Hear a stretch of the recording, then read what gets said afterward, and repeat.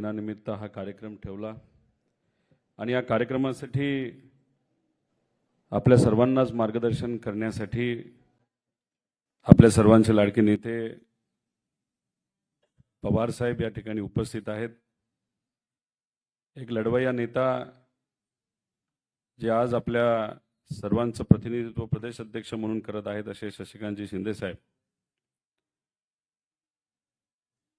एकदम सामान्य बॅकग्राऊंड, पण लोकांच्या आशीर्वादाने, लोकांच्या विश्वासाने आणि आदरणीय पवार साहेबांच्या मार्गदर्शनाखाली जे आज नाशिकचे खासदार बनलेले आहेत असे खासदार भास्करजी बगरे साहेब, माझे मित्र व नेहमी युवा असू द्या, महिला असू द्या, वडीलधारी असू द्या, आदिवासी समाजाचे व इतर समाजाचे नेहमी प्रश्न मांडणारे सुनीलजी भुसारा, राहायला कुठेही मिळालं, फिरायला कसंही जाता आलं तरी तिथं पोचायचं आणि प्रामाणिकपणे आदिवासी समाजाचे प्रश्न हे समजून घ्यायचे आणि समजून घेतल्यानंतर आमच्यापर्यंत आणि आदरणीय पवार साहेबांपर्यंत ते पोचवायचे आणि हे कार्य मनापासून करणारे प्रदेश अध्यक्ष आदिवासी विभाग जयवंतजी वानोळे, ऑफिस कसं चालतं, कसं चाललं पाहिजे आणि सर्व फ्रंटल सेल व इतर विभाग यांचं योग्य असं कोऑर्डिनेशन पवार साहेबांच्या मार्गदर्शनाखाली करणारे रवींद्रजी पवार स्वतः संघर्ष करतात, रस्त्यावर उतरतात, नेहमी आदिवासी समाजाचे प्रश्न आपल्या संघटनेच्या माध्यमातून मांडणारे आणि आता ज्यांनी मार्गदर्शन केलं असे सतीश भाऊ पन्नाम, ज्यांनी प्रास्ताविक केलं आणि स्वतः डॉक्टरेट उच्च शिक्षित आहेत असे डॉक्टर चंद्रकांतजी बरेला, पंकज भाऊ ठाकरे, प्रशांत भाऊ असतील, गुरुनाथ भाऊ असतील, रवींद्र भाऊ वळवी असतील, किरणजी मोकाशी असतील, तसंच जितूभाऊ काळे असतील, उपस्थित असणारे सर्वच या सेलचे पदाधिकारी, कार्यकर्ते, इथं उपस्थित असणारे पत्रकार बंधू आणि भगिनींनो, काल जागतिक आदिवासी दिन हा फक्त महाराष्ट्रात नव्हे तर भारतामध्ये आणि भारतात नव्हे तर अख्ख्या जगामध्ये काल साजरा झाला। आदिवासी दिनानिमित्त मी मनापासून आपल्या सर्वांना शुभेच्छा देतो। त्याच्याचबरोबर झारखंडचे माजी मुख्यमंत्री शुभू सोरेन साहेब यांचं दुःखद निधन झालं। मी मनापासून भावपूर्ण श्रद्धांजली आपल्या सर्वांच्या वतीने, माझ्या परिवाराच्या वतीने, पार्टीच्या वतीने मी अर्पण करतो। आपण सर्वांनी बघितलं असेल की काल आपल्या राज्याचे जे आदिवासी मंत्री आहेत त्यांनी त्यांच्या सोशल मीडिया अकाउंटवर कुठेही जागतिक आदिवासी दिनानिमित्त शुभेच्छा दिल्या नाहीत। सरकार आणि खास करून भाजपचे जे सर्व मंत्री आहेत त्यांनी कुठेही आदिवासी समाजाला, समाज बांधवांना जागतिक दिनानिमित्त कुठेही शुभेच्छा दिल्या नाही। त्याचं मुख्य कारण भाजपकडनं आणि RSS कडनं आदेश निघालाय की अनेक वर्षांपासून हा दिन जो साजरा केला जात असतो तो आपण अजिबात करायचा नाही। त्याच्यावर काल आम्ही जेव्हा नागपूरला गेलो होतो, अनेक वर्षांपासून प्रथा आहे तिथे हा दिन खूप मोठ्या ताकदीने साजरा केला जातो, पण काल त्यांना साधी परवानगी सुद्धा सरकारच्या माध्यमातून त्या कार्यक्रमासाठी दिली गेली नव्हती। कुठे ना कुठेतरी समाजामध्ये नाही तर आदिवासी समाजामध्ये सुद्धा पार्टीच्या माध्यमातून विभाजन करायचं आणि हा आदिवासी समाज एका दिनानिमित्त एकत्रित येतो, तो एकत्रित आला नाही पाहिजे। म्हणजे आजपर्यंत आदिवासी समाज हा आदिवासी म्हणून लढत होता, पण भाजपची रणनीती अशी आहे की आता आदिवासी समाजामध्ये भाजपचे आदिवासी वेगळे, इतर विचाराचे वेगळे, असं कुठेतरी विभाजन केलं जातं। आणि मी तुम्हा सर्वांना सांगतो हे अतिशय घातक आहे, कारण की तुमची जी एकत्रित ताकद आहे ती खरी ताकद आहे आणि फक्त राजकीय पोळी भाजण्यासाठी तुम्हाला जे विभाजलं जाते ते अजिबात तुम्ही होऊन दिलं नाही पाहिजे। याचं आपल्या सर्वांनी तिथे निर्णय घेणं अतिशय महत्त्वाचं आहे। काल अकोले हा जो तालुका आहे अहिल्यानगर जिल्ह्यामध्ये. तुम्ही, मला माहित नाही तो व्हिडिओ तुमच्यापर्यंत आला का नाही आला. सत्तेत असणारा एक आमदार आदिवासी दिनानिमित्त अजितदादांच्या पक्षाचा तो आमदार कार्यक्रम घेतो. त्यांनी कार्यक्रम घेण्यापेक्षा तिथं असणारा आदिवासी समाज एकत्रित येऊन स्वतः तिथं कार्यक्रम घेतला जातो आणि तिथं पोलीस प्रशासनाच्या माध्यमातून लाठीचार्ज हा आदिवासी युवा बांधवांवर त्या ठिकाणी केला गेला. एक वडीलधारी होते व्यक्ती, त्यांना सुद्धा लाठीचार्ज पोलीस प्रशासनाने काल केला. याच्या आधी वारकरी संप्रदायावर केला, इतर समाजांच्या महिलांवर, युवांवर तिथं लाठीचार्ज केला गेला. आणि दुर्दैव असं काल आदिवासी दिनानिमित्त काल आदिवासी समाजावरच लाठीचार्ज हा होम मिनिस्ट्रीकडनं तिथं केला जात असेल तर ह्याच्यावरनं आपण सर्वांनी समजून घेतलं पाहिजे की या सरकारला या बाबतीत काय करायचं आणि समाजामध्ये आणि खास करून त्याच समाजामध्ये सुद्धा विभाजन झालं पाहिजे. आणि गर्दी जर काल होत असेल ती गर्दी होऊ नये असे आदेश कदाचित तिथं होम मंत्रालयाकडनं दिले गेले का काय असं आम्हा सगळ्यांना तिथं वाटतं. आदिवासी हे नाव कसं आलं? आधीपासून जे लोक तिथं वास करत आलेले आहेत, म्हणजे या भूमीवर जे आधीपासून म्हणजे फार अनेक शेकडो हजारो लाखो वर्षांपासून जे लोक इथं राहत आलेले त्यांना आदिवासी आपण समजतो आणि मानतो आणि ते खरं आहे. पण तुम्ही बघा शब्दाचा खेळ कसा केला जातो. शेकडो वर्षांपासून आपण सर्वजण अभिमानाने सांगतो की आम्ही आदिवासी आहोत, पण RSS आणि भाजपने काय केलं तर एक नवीन शब्द काढला, तो आहे कुठला? वनवासी.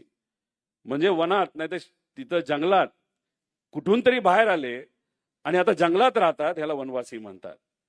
म्हणजे कुठं ना कुठे प्रयत्न असा केला जातोय ज्या भूमीवर तुम्ही राहता ती भूमी ही तुमची नाही, तुम्ही नंतरून तिथं आलेला आहात. तुम्ही म्हणाल ह्याचा काय फायदा? आता आदिवासी समाज ज्या ज्या भागामध्ये राहतो त्या त्या भागामध्ये डोंगर आहेत, बरोबर आहेत का नाही आहेत? मेजॉरिटी म्हणजे बहुतांश ठिकाणी आहेत. आता त्या डोंगरामध्ये काय दडले जमिनीखाली? काय दडले? खनिज दडले. सुरजागड माहिती आहे ना तुम्हाला? सुरजागड आणि ह्या भागामध्ये आणि महाराष्ट्राच्या बाहेर सुद्धा लाखो करोडो रुपयाचं खनिज हे तिथं दडलेलं आहे. आता त्या जमिनीवर कोण राहतं? कोण राहतं? आता तुम्ही आदिवासी म्हणजे आधीपासून तिथे राहत असला, त्या जमिनीचे मालक तुम्ही असाल तर तुम्हाला हटवणं सोपं आहे का? नाही. मग तुम्हाला वनवासी म्हणायचं, हे बाहेरून आलेले आहे, टप्प्याटप्प्याने तुम्हाला त्या भागातून बाहेर काढायचं. एखाद्या मोठ्या श्रीमंत व्यक्तीला, एखाद्या मोठ्या कंपनीला लाखो कोटी रुपयाचं काम तिथं दिलं जायचं आणि तुमच्या जमिनीच्या खालून जे खनिज जे ते बाहेर काढायचं आणि त्याच्यामध्ये नफाखोरी करायची. हा प्लॅन भाजपचा आहे, हे तुम्ही सर्वांनी समजून घेतलं पाहिजे. म्हणून हा नावाचा बदल तिथं केला गेला. जन सुरक्षा कायदा आलेला तुम्हाला सगळ्यांना माहिती आहे. बस सगळ्यात जास्त त्रास हा कम्युनिस्ट पक्षाचा, नाही तर कम्युनिस्ट विचाराच्या पक्षाचा या सरकारला जर कुठं होत असेल तर जिथं खनिज जे आहे तिथं, जिथं हे सुरजागड खान आहे तिथं हा त्रास तिथं होतो. पण त्रास का दिला जातो? कारण का काही कॉन्ट्रॅक्टरची लोक, काही नेते मंडळी जे आमच्या आदिवासी समाजाची लोक तिथं राहतात त्यांना बाहेर काढतात, त्यांना तिथून हटवण्याचा प्रयत्न केला जातो आणि त्या लोकांचा आवाज बनून तिथे असणारे जे कम्युनिस्ट पक्षाचे नाही तर कम्युनिस्ट संघटनेचे लोक नाही तर आदिवासी समाजाचे कुठल्याही पक्षाची काही घेणं देणं नाही, फक्त आमच्या हक्कासाठी आम्ही लढतो म्हणून ते सगळे एकत्रित येतात. ती लोक एकत्रित येऊ नये, त्यांना नक्षलवादी ही उपमा देऊन त्यांना बाजूला काढलं जावं, त्यांना जेलमध्ये टाकण्यात यावं आणि मग ते जेलमध्ये गेल्यानंतर तुमचं जे खनिज ते खनिज त्यांना काढता यावं, यासाठी हा जनसुरक्षा कायदा आलाय अशी लोकांमध्ये चर्चा आहे. म्हणजे तुम्हाला पकडायचं, तुम्हाला बाजूला काढायचं आणि तिथं जे काय मिळते त्यातून कुठेतरी नफाखोरी करायचं असा एक प्रयत्न तिथं असावा असं आम्हाला सगळ्यांना त्या ठिकाणी वाटतंय. आता तुम्ही बघा हे काय करतात, वेगवेगळे कार्यक्रम घेतात. आता भगवान बिरसा मुंडांच्या जन्म दिवसानिमित्त जनजातीय गौरव दिवस हा साजरा करणार आहेत असं ठरवलंय या सरकारच्या माध्यमातून, बरोबर का नाही? आता तुम्ही असे दिन जर साजरे करत असता तर आम्ही स्वागत करतो. भगवान बिरसा मुंडांनी कमी वयामध्ये ब्रिटिश सारख्या मोठ्या बलाढ्य शक्तीच्या विरोधात समाजासाठी तिथं लढा लढला आणि अवघ्या 24व्या वर्षी त्यांना तिथं प्राण द्यावं लागलं. पण कोणासाठी दिलं तर समाजासाठी दिलं, कोणासाठी दिलं तर सामान्य लोकांसाठी दिलं. आणि एवढी बलाढ्य शक्ती समोर असताना, बंदुक्या बॉम्ब त्यांच्या समोर असताना, फक्त लोकांच्या हिमतीवर हा भगवान बिरसा मुंडा हे त्या ठिकाणी लढत होते. याच्यातून आपण काहीतरी समजून घेतलं पाहिजे. आज समाजामध्ये वाढ निर्माण केला जात असेल, जर तोडीचं राजकारण केलं जात असेल, तर त्या काळामध्ये कोण करत होतं तर ब्रिटिशर करत होते. आजच्या काळामध्ये कोण करतंय तर हे भाजपचे लोक तिथं करत आहेत. तर भगवान बिरसा मुंडांचा विचार हा आपल्या सर्वांच्या मनामध्ये, ध्यानामध्ये आणि रक्तामध्ये असेल, तर भाजप जरा तिथं आपल्यावर अन्याय करत असेल, आपल्याला जो विभाजन केलं जात असेल, तर आपण ज्याची मालकी आपली आहे ते आपल्या हातातून खेचून आणत असेल, तर मग आज भाजप कितीही बलाढ्य शक्ती समोर असली तरी त्याच्या विरोधात कोणाला लढायचंय? कोणाला लढायचंय? बर, मग त्यांची ताकद मोठी असेल, पैसा त्यांच्याकडे असेल, पोलीस प्रशासन असेल, तर आपल्याकडे काय काय कॅडर, आपल्याकडे काय संघटन. मगाशी काय म्हणलात, काय एकजुटीचा काय म्हणलं तुम्ही, नारा काय होता? परत एकदा जोरात म्हणा बरं.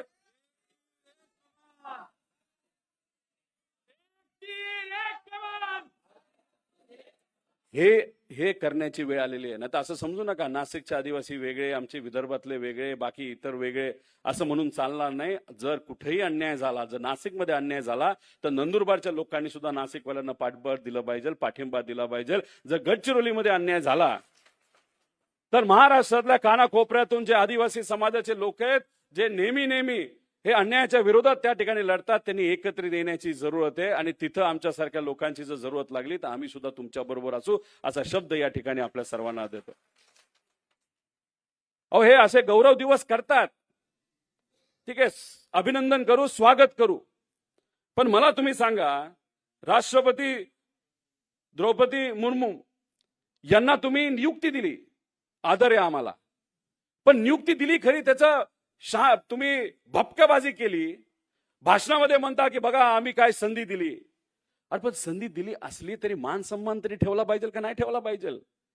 पार्लमेंटचं जेव्हा उद्घाटन केलं जातं, लोकार्पण केलं जातं, तेव्हा या देशामध्ये सगळ्यात मोठं जर कोण असेल तर ते आहे आपले राष्ट्रपती. आहेत का नाही आहेत? मग राष्ट्रपती जर सगळ्यात महत्वपूर्ण असतील, तर पार्लमेंटचे ते जे प्रमुख असतील, तर त्यांना तिथं का बोलवलं नाही गेलं, असा प्रश्न तिथं आम्हा सर्वांना वाटतो. प्रभू श्रीरामाचं मंदिर जेव्हा केलं गेलं, तिथं सुद्धा त्यांना तिथं बोलवलं नव्हतं. मग अशा प्रकारे तुम्ही का भेदभाव करता? अशा प्रकारे तुम्ही फक्त त्यांचा वापर हा फक्त बातम्या होण्यासाठी, नाही तर आम्ही काहीतरी आदिवासी समाजासाठी केलं हे फक्त दाखवण्यासाठी तुम्ही करत असाल, तर हे कुठं ना कुठेतरी आपण समजून घेऊन त्याचा विरोध तिथं करणं हे फार महत्वाचं आहे. त्याच्याच बरोबर काही ठराविक गोष्टी बोलेल. आदरणीय पवार साहेबांना आपल्या सर्वांना मार्गदर्शन करायचंय, पण फक्त एक तुम्ही काही गोष्टी समजून घ्या ज्या आम्हाला कळल्या नाही. तुमच्या सगळ्यांच्या वतीने पवार साहेब आणि शशिकांत शिंदे साहेबांना मी इथं सांगतोय, आणि त्या खऱ्या असतील तर नक्कीच तुम्ही त्याला पाठिंबा द्यावा असं मला वाटतं. जी जनसुनावणी केली जाते जिथं म्हणजे खास करून विदर्भाच्या भागामध्ये आणि जिथं या खाणी आहेत, तिथं आमच्या सगळ्यांचं मत आहे आणि तिथल्या लोकांचं मत आहे की जनसुनावणी सुद्धा मॅनेज केली जाते. बरोबर का नाही? तिथं काही अधिकाऱ्यांच्या समोर बोलवलं जातं, धमक्या दिल्या जातात आणि जनसुनावणी तिथं मॅनेज केली जाते. आणि उद्या जाऊन आपल्या सर्वांना त्याच्यामध्ये लक्ष द्यावं लागेल. आणि हे जे दलाल आहेत, हस्तक आहेत, जे मध्ये मीडिएटर नाहीतर एक दलाल म्हणून तिथं काम करतात, याच्या विरोधात सुद्धा आपल्या सर्वांना एकत्रित येण्याची जरूरत आहे. जनसुरक्षा कायद्याबद्दल आपण बोललो. त्याच्याच बरोबर आज जर बघितलं, राज्यात विविध शासकीय विभागामध्ये 10,000 पदे रिक्त आहेत. या सरकारला येत्या काळामध्ये आपण भाग पाडू की ही 10,000 पदं ही भरलीच गेली पाहिजे, आणि ते सुद्धा प्रॉपर प्रोसिजरच्या माध्यमातून, कॉन्ट्रॅक्टरच्या माध्यमातून नाही. कारण एखादं पद जर रिक्त राहिलं, प्रॉब्लेम काय होतो, तुम्ही जेव्हा ऑफिसमध्ये जाता आणि तिथं अधिकारीच नसेल तर तुमचं काम होणार आहे का? त्यामुळे कुठल्याही परिस्थितीमध्ये ही पदं रिक्त झाली नाही पाहिजे असं आमच्या सगळ्यांचं तिथं मत आहे. त्याच्याच बरोबर आपल्या सर्वांना माहिती आहे की या विभागाला म्हणजे आदिवासी विभागाला एक वेगळं बजेट असावं. यासाठी या देशामध्ये सगळ्यात पहिले प्रयत्न कुणी केले होते? कुणी केले होते? या देशामध्ये कुठल्याही राज्यामध्ये असा कुठलाही कायदा नव्हता, पण आपलं महाराष्ट्र हे पहिलं राज्य आहे पवार साहेबांच्या मार्गदर्शनाखाली की आदिवासी समाजासाठी वेगळं बजेट तिथं केलं गेलं. काय प्रामाणिक प्रयत्न होता. कुपोषण मिटलं पाहिजे, शिक्षण मिळालं पाहिजे, आपल्या वाड्या वस्तींवर जाण्यासाठी, तांड्यावर जाण्यासाठी रस्ते झाले पाहिजे, पाणी पोचलं पाहिजे, या हेतूतून आदरणीय पवार साहेबांनी त्या काळामध्ये तो कायदा त्यानंतर आणला आणि त्यानंतर कुठेतरी आपल्याला निधी मिळायला लागला. पण आजची परिस्थिती काय आहे? आज हा जो निधी आपल्या सर्वांना मिळायला पाहिजे, तुमच्यापर्यंत पोहोचला पाहिजे, त्या माध्यमातून लोकांचं हित जपलं पाहिजे, तो निधी आज वळवला जातोय. आणि किती वळवला जातोय तर महिन्याला 350 कोटी रुपये हे आपल्या विभागातले, आपल्या विभागाच्या बाहेर तिथं काढले जातात. जेव्हा 350 कोटी हे महिन्याला काढले जातात तर वर्षाला 4000 कोटी रुपये हे तुमच्या हक्काचे हे दुसऱ्या विभागात तिथे नेले जातात. आणि हे 4000 कोटी रुपये जर तुम्हाला दिले गेले असते तर आरोग्याची व्यवस्था चांगली करू शकलो असतो, शिक्षणाची व्यवस्था चांगली केलो असतो. काही जून महिन्यामध्ये एक महिलेचं व्हिडिओ तुम्ही बघितला का नाही बघितला? एका महिलेच्या पोटामध्ये दुखत होतं, गर्भवती होती, तिथं हॉस्पिटलमध्ये त्यांना जायचं होतं, प्रसूती करण्यासाठी हॉस्पिटलपर्यंत पोहोचायचं होतं. 108 नंबरच्या अँब्युलन्सला फोन केला, अँब्युलन्स नाही आली. मग त्या महिलेला पोट दुखत असताना एका कुठल्या तरी गाडीत बसून वेगळ्या वेगळ्या हॉस्पिटलमध्ये जावं लागलं, तरी त्याला न्याय देता आला नाही. आणि मग शेवटी काय झालं तर तिच्या पोटातलं लहान बाळ हे दुर्दैवाने मरण पावलं. आणि नंतर लगेचच त्या नवरा बायकोला काय करावं लागलं, परत जाताना सुद्धा अँब्युलन्स मिळाली नाही. एका साध्या प्लास्टिकच्या पिशवीमध्ये ते जे मेलेलं बाळ होतं ते साध्या प्लास्टिकच्या पिशवीमध्ये त्यांना घरी न्यावं लागलं. ही आजची परिस्थिती, ही आदिवासी समाजाची आजच्या काळामध्ये, आजच्या या सरकारच्या काळामध्ये परिस्थिती आहे. मग हे जे 4000 कोटी जे तुम्ही बाहेर नेता, तर अँब्युलन्ससाठी पैसा वापरा, शिक्षणासाठी, आरोग्यासाठी पैसा वापरा, अशी आमच्या सगळ्यांची मागणी. अधिवेशनामध्ये शशिकांत शिंदे साहेब असतील, जयंत पाटील साहेब असतील, आम्ही सर्वजण आवाज साहेब तुमचा आवाज बनून त्या ठिकाणी या विषयासाठी लढलो. पण ह्या सरकारकडे आकडेवारी इतकी मोठी, इतके आमदार त्यांच्याकडे आहे, त्यांना काही याचं फडलं नाही. पण उद्या जाऊन जर तुम्ही ठरवलं की त्या भागामध्ये आंदोलन करायचं, 100 लोकांचं असू द्या, 1000 लोकांचं असू द्या, आम्ही सर्वजण तुमच्या बरोबर, तुमच्या पाठीशी त्या आंदोलनामध्ये तिथं आल्याशिवाय राहणार नाही, असं या ठिकाणी सांगतो. दूध घोटाळा असू द्या, त्याच्याच बरोबर भोजन भत्ता, जो भोजन भत्ता हा जो गरीब मुलामुलींसाठी, आदिवासी मुलींसाठी दिला जातो, तोही गेले 6 महिने अजूनपर्यंत आलेला नाही. आणि महिलांचे जे हॉस्टेल्स आहेत, जिथं आदिवासी मुलींना ठेवलं जातं, तिथं सुद्धा दुर्दैवाने अन्याय केले जातात. हे आपण सर्वांनी अनेक वेळा बातमीच्या मदतीने तिथं बघितलेलं आहे. त्याच्याच बरोबर आपण जर बघितलं तर त्यांना कुठे एखादा राजकीय कार्यक्रम असेल तर तिथं बोलवलं जातं, टाळ्या वाजवण्यासाठी, गर्दी करण्यासाठी. हे अतिशय चुकीचं आहे. कारण की या आदिवासी समाजाच्या मुलं मुली जेव्हा हॉस्टेलमध्ये, शाळेमध्ये जातात, त्यांची अपेक्षा एवढीच असते की त्यांना चांगलं शिक्षण मिळावं, आणि चांगलं शिक्षण मिळाल्यानंतर ते कुठेतरी अधिकारी बनावे, आणि अधिकारी बनल्यानंतर त्या समाजाला न्याय मिळावा. पण तसं कुठेही त्या ठिकाणी होताना दिसत नाही. आम्ही एक विषय घेतला होता TRTIचा. ही स्वायत्त संस्था आहे, पण त्याला ज्या पद्धतीने निधी दिला पाहिजे तो निधी दिला जात नाही. आज या महाराष्ट्रामध्ये 1 कोटी आदिवासी समाज आहे. आता हे जे TRT आहे त्याला निधी या सरकारने किती दिला या वर्षी? 6 कोटी रुपये. किती समाज आहे? 1 कोटी.